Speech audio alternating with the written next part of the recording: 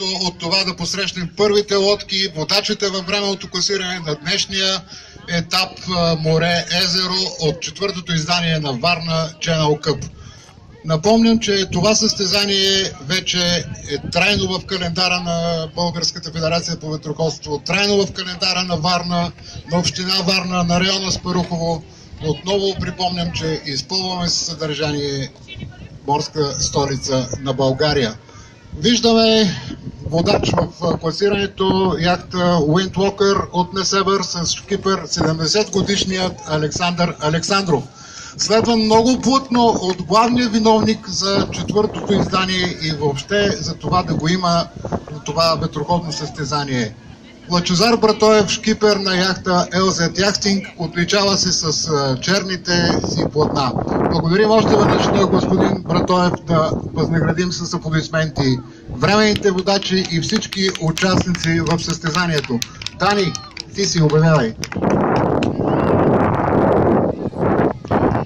Мажоретен състав на Средно училище Димчо Девелянов с ръководител госпожа Стела Димитрова.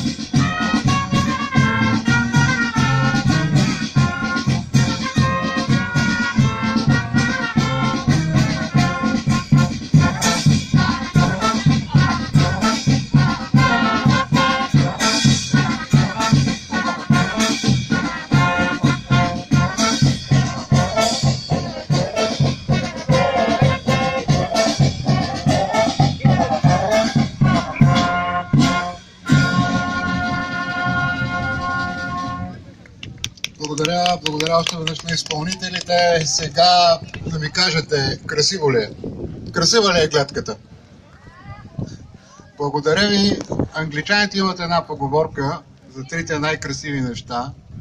Бягащо момиче, напускаш кон и яхта всички ветрила. Виждаме сега пъстрите ветрила.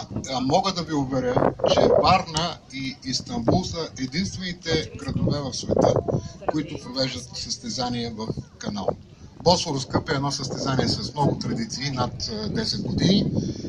Варна Channel Cup върви по техния път.